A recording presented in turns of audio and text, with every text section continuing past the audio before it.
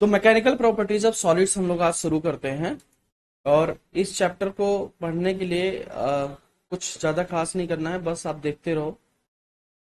Simply बहुत अच्छे तरीके से हो जाएगा ये। तो इसमें क्या है कि जैसे देखो, मान लेते हैं कि एक ऑब्जेक्ट ऐसे वायर है और इसके इधर हम लोग एक फोर्स लगा रहे हैं। ये फोर्स इसको क्या कर रहा है, डिफॉर्म करेगा, मतलब ऐसे खींच देगा, खींच जाएगा। तो इस फोर्स का नाम देते हैं डिफॉर्मिंग फोर्स। इस फोर्स का नाम होता है डिफॉर्मिंग फोर्स। जो फोर्स किसी भी ऑब्जेक्ट को डिफॉर्म करते हैं उसको बोलते हैं डिफॉर्मिंग फोर्स। मतलब ये इसका शेप को चेंज कर देगा, चेंज इट्स शेप। उसके बाद अगला चीज देखते हैं इलास्टिसिटी। इलास्टिसिटी क्या होती है? Elastic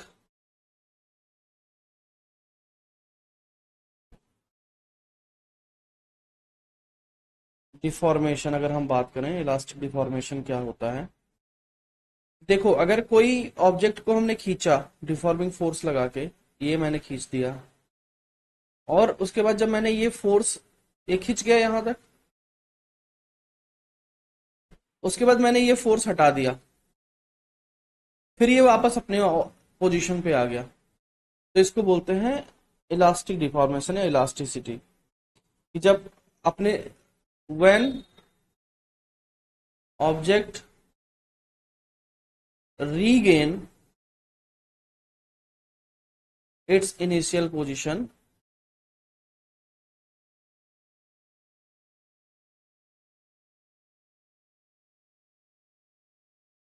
after deformation force, deforming force. जब ऑब्जेक्ट अपने पोजीशन पे दोबारा वापस आ जाएगा तो उसको बोलते हैं कि उस इलास्टिक डिफॉर्मेशन हुआ था। अब एक होता है कंप्लीटली इलास्टिक डिफॉर्मेशन, एक होता है नॉर्मल। अब मैं ये बोलता हूं ये कंप्लीट या परफेक्टली इलास्टिक बॉडी, ये क्या होती है? आई होप नाम से ही क्लियर है। परफेक्टली इलास्टिक बॉडी वो बॉडी होती है, ये कंप्लीटली रीगेन कर लेती है, completely regain it's initial position. ये अपने इनिशियल पोजीशन को कंप्लीटली रीगेन कर लेती है। जो बॉडी अपने पोजीशन को कंप्लीटली रीगेन कर ले उसको बोलते हैं परफेक्टली इलास्टिक बॉडी। अच्छा, अगला हमारा टॉपिक है प्लास्टिक बॉडी। प्लास्टिक बॉडी क्या होता है, कुछ आइडिया है? अब प्लास्टिक बॉडी कुछ खास नहीं, बस इसका उल्टा हो जाएगा।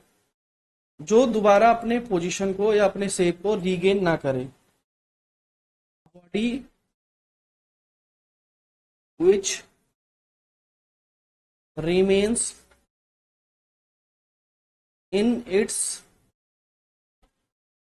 deformed shape। जो अपने डिफॉर्म शेप में ही रहे उसको क्या बोलते हैं?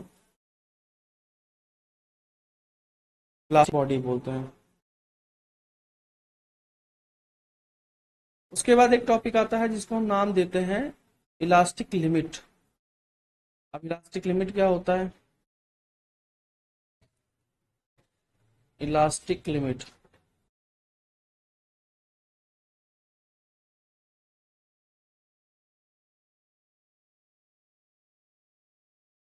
होता है कि ऐसा limit, the limit upper upper limit, sorry, the upper limit of deforming force,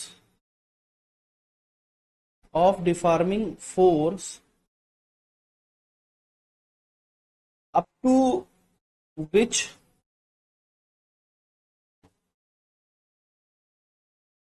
the body regains its initial shape, its original shape। मतलब एक ऐसी लिमिट जहां तक वो बॉडी इतना फोर्स लगाओ कि वो बॉडी उस लिमिट तक अपने आप को दोबारा रीगेन कर लेगी। लेकिन अगर एक उस लिमिट के बाद तुमने फोर्स लगाया तो वो बॉडी फिर अपने आप को दोबारा रीगेन नहीं करेगी। तो उस लिमिट को, उस फोर्स की लिमिट को क्या बोलते हैं? इलास्टिक लिमिट बोलते हैं। ठीक है, आई होप ये चीजें हो गई होगी क्लियर। अब हमें पढ़ना है स्ट्रेस। स्ट्रेस क्या होता है? हेडिंग हमारा होना चाहिए स्ट्रेस। स्ट्रेस है क्या, और स्ट्रेस पढ़ना बहुत जरूरी है। दूसरा, हमें ये भी देखना जरूरी है कि स्ट्रेस और प्रेशर में क्या डिफरेंस है। स्ट्रेस और प्रेशर में क्या डिफरेंस है? सबसे पहली बात तो ये मान के चलो कि स्ट्रेस होता क्या है। जैसे मान लो कि कोई ऑब्जेक्ट है, कोई ऐसे मान लो एक ऑब्जेक्ट है, और इसके ऊपर हम एक फोर्स अप्लाई कर रहे हैं इधर इसके तरफ। तो ये, और इस पर्टिकुलर एरिया पे अप्लाई कर रहे हैं। तो ये फोर्स जो परपेंडिकुलरली अप्लाई हो रहा है, सॉरी परपेंडिकुलरली अप्लाई हो रहा है,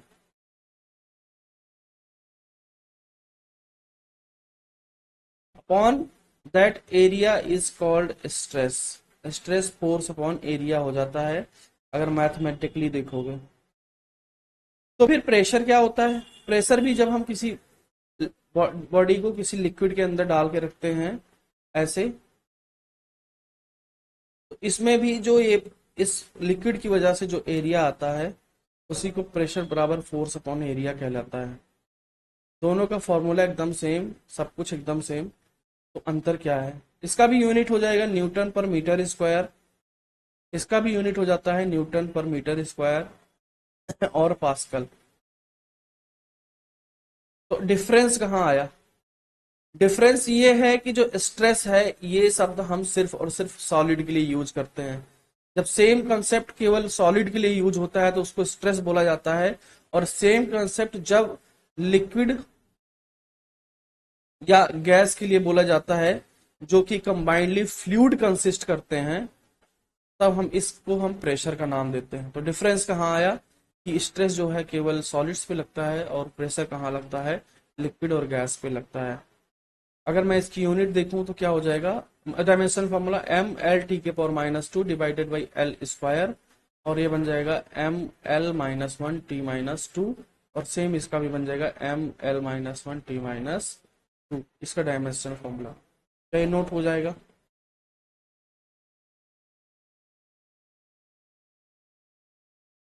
अब ये चैप्टर हम स्टार्ट करते हैं अच्छे से। स्ट्रेस से स्टार्ट करेंगे। स्ट्रेस क्या होता है? तो बेसिकली ये स्ट्रेस जो है तीन टाइप का होता है।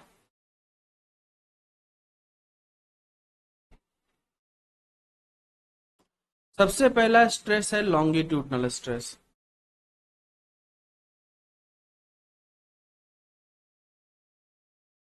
Longitudinal stress. दूसरा हमारा जो स्ट्रेस आता है वो आता है वॉल्यूमेट्रिक स्ट्रेस।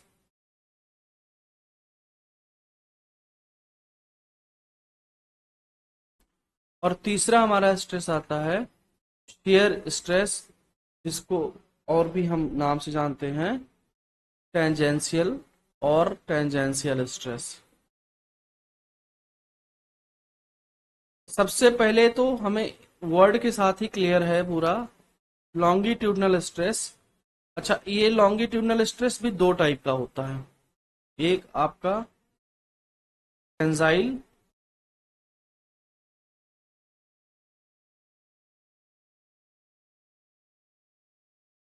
और ये कंप्रेसिव।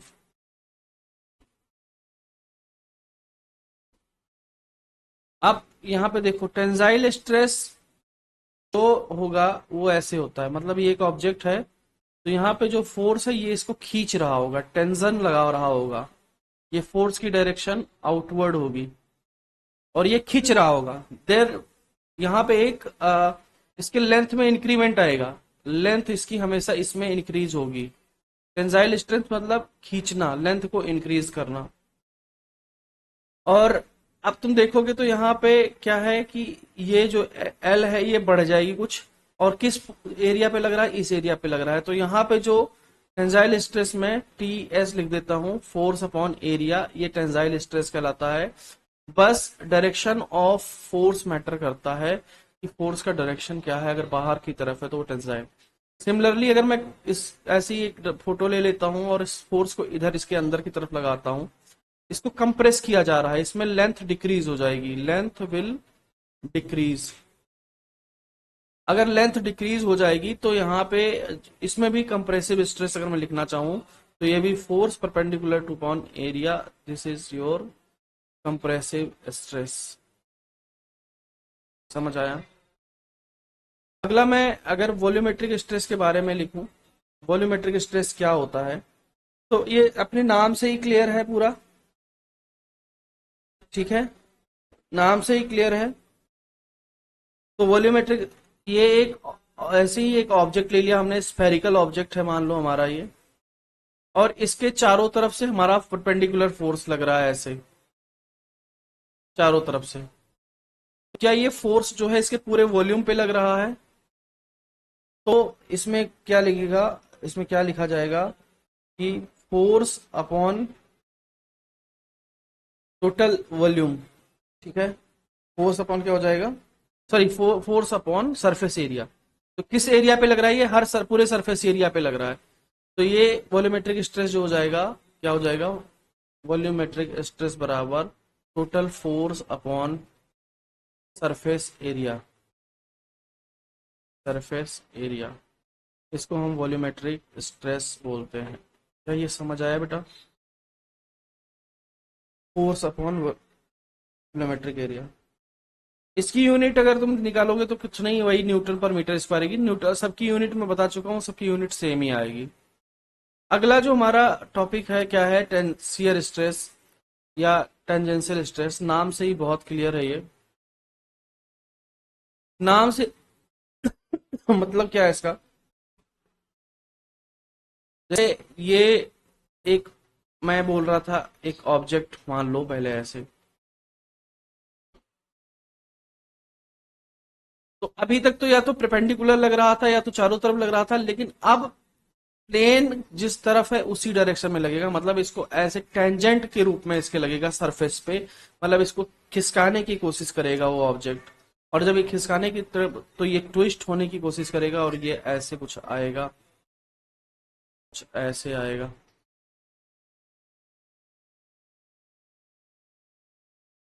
कुछ ऐसे आएगा, ठीक है।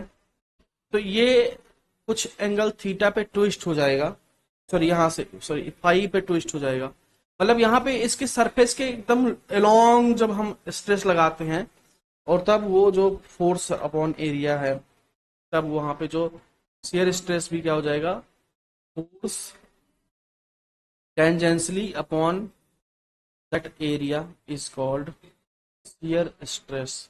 क्या ये क्लियर है?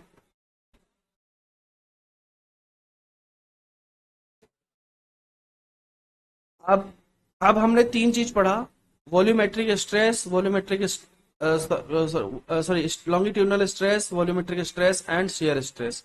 अब इन्हीं तीनों चीजें से रिलेटेड हम तीन चीज और पढ़ेंगे, जिसका नाम बनता है क्या, अगर मैं क्लियर क्लियर लिखूं तो ये है, अभी हमने लॉन्गिट्यूडनल स्ट्रेन पढ़ना है, लॉन्गिट्यूडनल स्ट्रेन, फिर हमें पढ़ना है वॉल्यूमेट्रिक स्ट्रेन, स्ट्रेन, और नेक्स्ट टॉपिक पढ़ना है हमें टेंजेंशियल स्ट्रेन।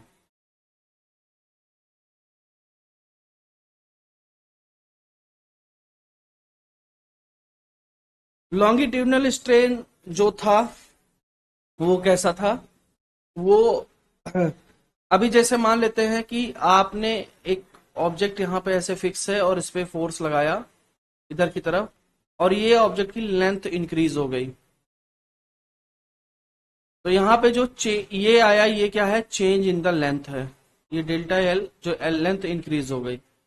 तो लॉन्गिट्यूडनल स्ट्रेन का फॉर्मूला एक ही होता है, इसमें टेंसाइल और कंप्रेसिव नहीं होता है, बस तुम्हें इतना पता चल जाना चाहिए कि कंप्रेसिव में लेंथ घट जाएगी और टेंसाइल में लेंथ बढ़ जाएगी। तो यहाँ पे जो फॉर्मूला बनेगा वो क्या बनेगा,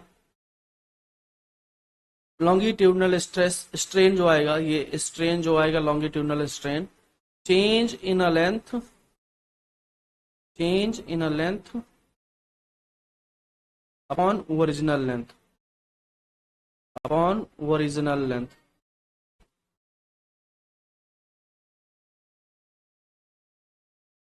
change in a length upon original length, तो हम यहां से बोल सकते हैं डेल्टा एल अपॉन एल।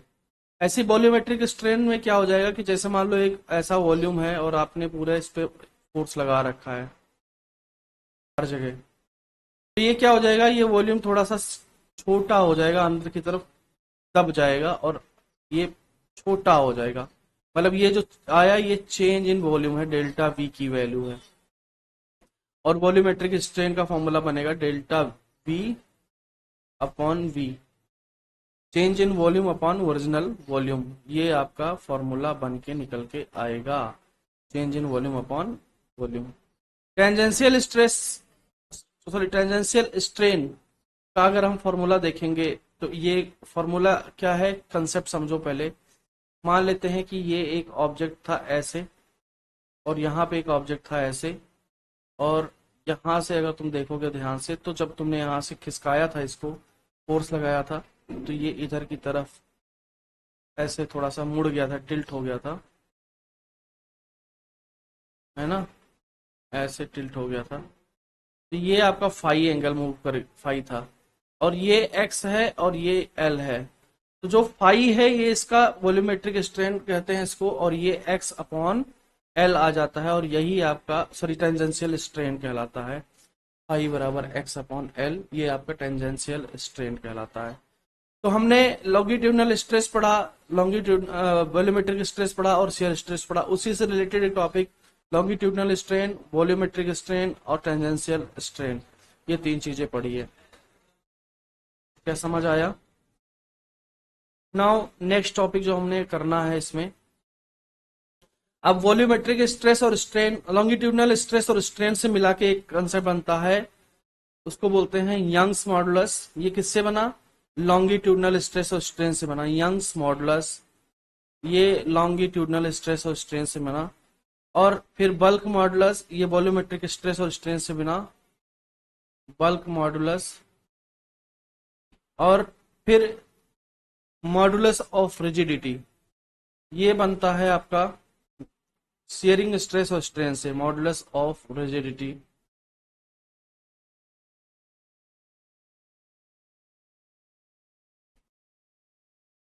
तो यंग्स मॉडुलस क्या है? y बराबर, इसको y से रिप्रेजेंट करते हैं, और ये लॉन्गिट्यूडनल स्ट्रेस अपॉन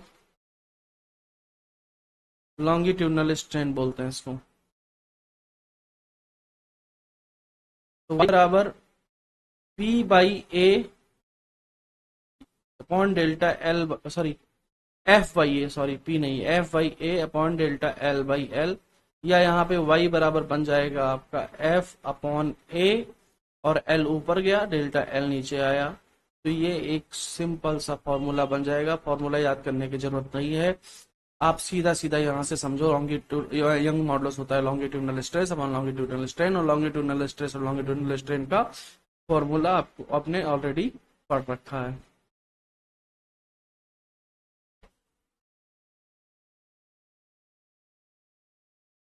हाँ, तो अभी हमने यंग मॉडुलस कैसे क्या आया वो पढ़ लिया हमने।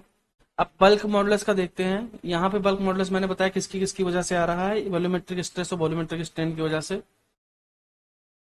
तो बल्क मॉडुलस को हम रिप्रेजेंट कैसे करते हैं? बल्क मॉडुलस को हम रिप्रेजेंट करते हैं बी से।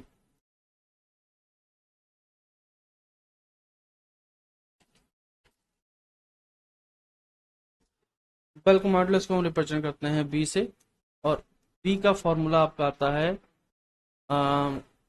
कह लेते हैं एक चीज, बल्क मॉडुलस, हाँ, volumetric stress upon volumetric strain, ये जो फॉर्मूला दोनों मिलके बनाते हैं बल्क मॉडुलस का बनाते हैं। और बी बराबर यहां से हो जाएगा आपका, जो यहाँ पे फोर्स, अब बेटा जो बल्क मॉडुलस में फोर्स होता है वो पूरे वॉल्यूम पे लग रहा है, मतलब हर जगह लग रहा है, तो ये फोर्स जो है पी के बराबर हो जाता है, प्रेशर के बराबर। तो याद रखना है यहाँ पे जो फोर्स है वो पी के बराबर हो जाता है वॉल्यूमेट्रिक स्ट्रेस के अंदर। तो यहाँ पी डिवाइड, पी जो ऊपर वाला होता है ना, सॉरी, यहाँ force, P force upon area वाला पी के बराबर, और नीचे यहाँ डेल्टा वी बाई वी होता है। अब क्योंकि जो वॉल्यूम है आपका, यहाँ पे देखो, यहाँ पे वॉल्यूम जो है आपका डिक्रीज हो रहा है, इंक्रीज हो रहा है, वॉल्यूम यहाँ पे डिक्रीज हो रहा है, इसलिए यहाँ पे नेगेटिव का साइन लगाते हैं। तो आपका वॉल्यूमेट्रिक स्ट्रेस जो बनता है कितना बनता है, V बराबर minus P V divided by delta we, और ये आपका वॉल्यूमेट्रिक, सॉरी, बल्क मॉडुलस का फॉर्मूला बन के आ जाता है।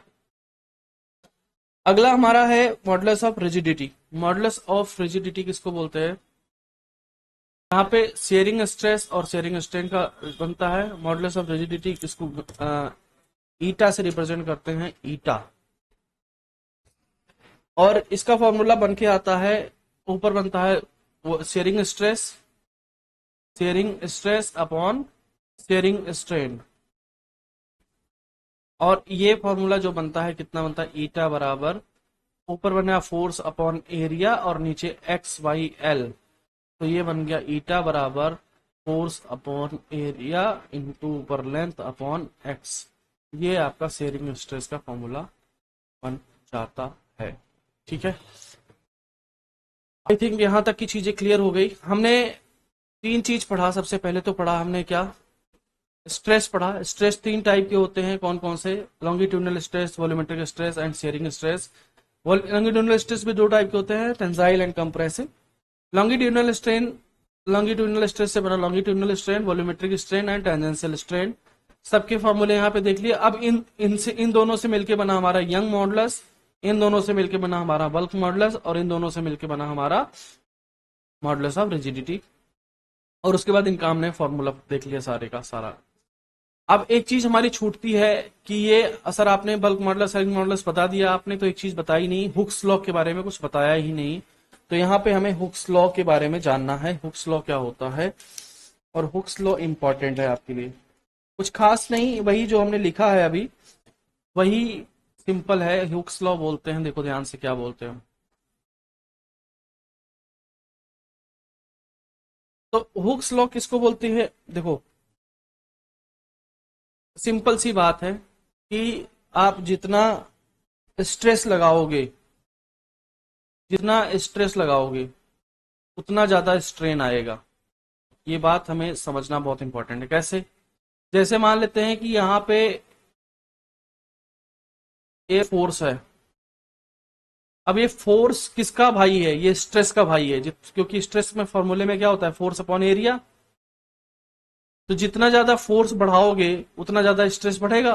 तो जैसे जैसे फोर्स अगर तुम बढ़ा रहे हो तुम्हारी, यानी कि स्ट्रेस बढ़ा रहे हो, और स्ट्रेस बढ़ रहा है मतलब फोर्स बढ़ रहा है, मतलब इसका जो लेंथ होगा वो ज्यादा इंक्रीज होगा। जब फोर्स बढ़ गया मतलब स्ट्रेस बढ़ गया, मतलब फोर्स बढ़ गया, और फोर्स बढ़ गया तो जो लंबाई में खींचने वाली लंबाई थी हमारी, लेंथ जो थी वो ज्यादा खींचेगी। मतलब कहने का मतलब सीधा सीधा है कि स्ट्रेस ज्यादा तो स्ट्रेन ज्यादा। और यही चीज बताई थी हुक्स ने कि जो स्ट्रेस होता है वो डायरेक्टली प्रोपोर्शनल टू स्ट्रेन होता है। और यहां से बात समझ में हमको आती है कि स्ट्रेस अगर डायरेक्टली प्रोपोर्शनल होता है तो वो किसी चीज पे डिपेंड करेगा, और वो किस चीज पे डिपेंड करेगा, वो इस कांस्टेंट पे डिपेंड करेगा, जो ये कांस्टेंट आता है। और ये कांस्टेंट क्या कहलाता है, इसको बोलते हैं मॉडुलस ऑफ इलास्टिसिटी। इसको नाम दिया गया मॉडुलस ऑफ इलास्टिसिटी। तो मॉडुलस ऑफ इलास्टिसिटी क्या होता है, स्ट्रेस अपॉन स्ट्रेन होता है। और ऊपर के जितने भी तीनों हमने देखे थे, modulus of rigidity, modulus of young modulus और बल्क मॉडुलस, ये सारे यहीं से बन के आए हैं, क्योंकि ये स्ट्रेस अपॉन स्ट्रेन, सब में स्ट्रेस अपॉन स्ट्रेन था। और इसका नाम जो होता है सिंपली इसको बोलते हैं मॉडुलस ऑफ इलास्टिसिटी। इसका नाम होता है modulus of elasticity. And this is the property of the material, it is a property of the material. Property of the material अगर मैं बोल रहा हूं तो इसका क्या मतलब होना चाहिए, ये भी आपको चीज समझ में आनी चाहिए। प्रॉपर्टी ऑफ द मटेरियल का मतलब होता है कि ये मॉडुलस ऑफ इलास्टिसिटी उस चीज पे डिपेंड करेगी कि यहाँ पे तुम लोहा ले रहे हो या तुम एल्युमिनियम ले रहे हो, या अगर एल्युमिनियम लोगे तो कम फोर्स लगाने पे भी ज्यादा खींच जाएगा। तो यहाँ पे इसका मॉडुलस ऑफ इलास्टिसिटी यानी कि वो उस एल्युमिनियम पे डिपेंड करेगी। यहाँ पे बहुत ज्यादा फोर्स लगाओगे तब जाके ये खींचेगा। तो मतलब ये मॉडुलस ऑफ इलास्टिसिटी किस चीज पे डिपेंड कर रही है, ये प्रॉपर्टी ऑफ द मटेरियल पे डिपेंड करती है। और मॉडुलस ऑफ इलास्टिसिटी अगर हमने पढ़ लिया है तो इसी से तीन चीजें और आती हैं जो तीनों हमने ऊपर देख लिया है फॉर्मूले के साथ। ये यंग मॉडुलस, जिसका नाम है young modulus, work modulus and modulus of rigidity. ये तीन चीजें भी इंपॉर्टेंट हैं, साथ साथ ये हुक्स लॉ भी इंपॉर्टेंट है। तो यहां तक आई होप आप लोगों ने समझ लिया होगा, नोट भी कर लिया होगा। Now next topic is Poisson's ratio. देखो ध्यान से, इसमें क्या होता है कि जैसे मान लो कि ऑब्जेक्ट है, इस यहाँ पे ऐसे तुमने इस पे इसको किया हुआ है, ये ऑब्जेक्ट ऐसे, और तुमने इसको यहां से ऐसे खींच दिया, फोर्स लगा दिया। तो अब जब तुम्हारा फोर्स लगा यहां से तो ये कुछ ऐसा खिंच गया होगा, लंबा हो गया होगा, यहाँ से इसकी लेंथ इंक्रीज हो गई। तो यहाँ पे ये आपका फाइनल वर्जन है, यहाँ से जो ये इंक्रीज हुआ ये इसकी लेंथ इंक्रीज हो गई। और तुम देखोगे जो यहां से ये देखो ये पतला भी हो गया, मतलब इसका डायामीटर जो है डिक्रीज हो गया है। समझ आया? मतलब किसी भी ऑब्जेक्ट को जब हम खींचते हैं तो सिर्फ एक डायरेक्शन में उसका मूवमेंट नहीं होता है, दोनों डायरेक्शन में होता है। एक तो वो लंबाई बढ़ती है, दूसरा वो दुबला पतला हो जाता है। तो यानी कि अगर मैं कहूं कि इसमें क्या हुआ, जो ये खिंचाई इस डायरेक्शन में जो आया, इसको बोलते हैं लॉन्गिट्यूडनल लॉन्गिट्यूडनल मूवमेंट, या स्ट्रेन बोल दो, मूवमेंट ना बोल के, लॉन्गिट्यूडनल स्ट्रेन। और जो इस डायरेक्शन में आया है, जो उसके परपेंडिकुलर डायरेक्शन में आया, इसको बोलते हैं lateral strain. Lateral strain, lateral strain. और पॉइजंस रेशियो होता भी यही है। पॉइजंस रेशियो जिसको सिग्मा से रिप्रेजेंट करते हैं, ये होता है lateral strain, lateral strain divided by longitudinal strain, lateral strain divided by longitudinal strain. अब तुमको देख के ये पता चल रहा होगा कि जो लेंथ है वो इंक्रीज हो गई है और जो डायामीटर है वो डिक्रीज हो गया है। तो यहाँ पे जो लेटरल स्ट्रेन होगा वो डायामीटर के लिए लिखेंगे, और ये क्या होगा, माइनस में होगा। क्यों? क्योंकि ये डिक्रीज हो रहा है, minus delta D divided by D upon delta L divided by L. तो यहां से सिग्मा का फॉर्मूला बना minus L by D into delta D divided by delta L. और ये हमारा एक फॉर्मूला बन के निकल के आया फॉर लॉन्गिट्यूड, सॉरी, इसके लिए, पॉइजंस रेशियो के लिए। और पॉइजंस रेशियो कुछ वैल्यूज प्रैक्टिकली हमको याद रखना पड़ता है। -1 से ये होती है सिग्मा 0.5 तक फॉर थ्योरेटिकल पर्पस के लिए। अगर थ्योरेटिकल पर्पस हम लोग लेते हैं तो ये होती है -1 से 0.5 तक। और फॉर प्रैक्टिकल पर्पस के लिए जो हमारा सिग्मा होता है वो होता है 0 से तक फॉर प्रैक्टिकल पर्पस के लिए। और यही हमारा है longitudinal stress and longitudinal strain. उसके बाद हमें दो तीन चीजें और यहाँ पे याद रखनी है। सबसे पहली बात तो है, अब हमें, ठीक है बस यहाँ तक समझो, यहाँ तक हो गया।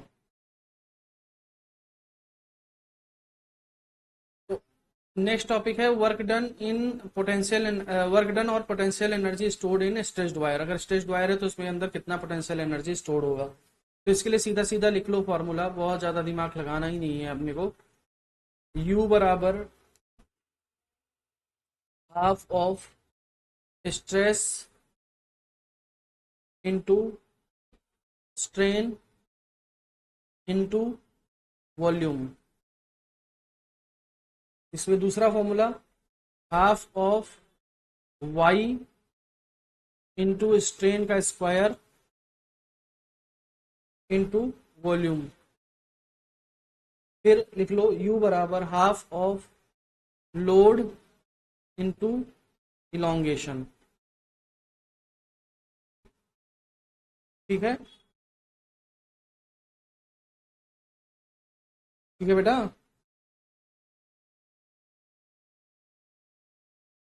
यहां तक लिख लिया हमने। तीन फॉर्मूले इंपॉर्टेंट हैं बस, और कोई नहीं इंपॉर्टेंट है। और लास्ट एक टॉपिक है, जिस इस चैप्टर का लास्ट टॉपिक जो मैं बता रहा हूं, उसको बोलते हैं थर्मल स्ट्रेस, बोलते हैं थर्मल थर्मल स्ट्रेस, जिसको बोला जाता है थर्मल स्ट्रेन, थर्मल स्ट्रेस। तो इसका एक रिलेशन बस अपने को याद रखना है, F बराबर वाई ए अल्फा डेल्टा टी। बस इतना याद रखो। मैं आपको इसमें बता देता हूँ क्या क्या चीजें हैं। वाई आपका यंग्स मॉडुलस है, बस खत्म हो रहा है। हाँ? ये एरिया है ऑफ क्रॉस सेक्शन। अल्फा आपका थर्मल कॉफिशिएंट है, थर्मल कॉफिशिएंट। बस आज अभी इस फॉर्मूले को एज इट इज याद कर लो। इसको अच्छे से समझेंगे जब हम लोग वो पढ़ेंगे, क्या कहते हैं, थर्मल एक्सपेंशन पढ़ेंगे अभी आगे चल के। उसमें एल क्या हो गया, लेंथ हो गया। एल है नहीं, लेकिन एल क्या होता है, जैसे डेल्टा एल बराबर एल अल्फा डेल्टा टी होता है अपना।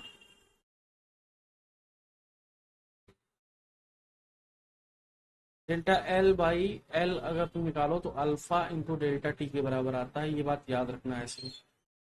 और यहां से एल हो गया आपका लेंथ ऑफ द रॉड।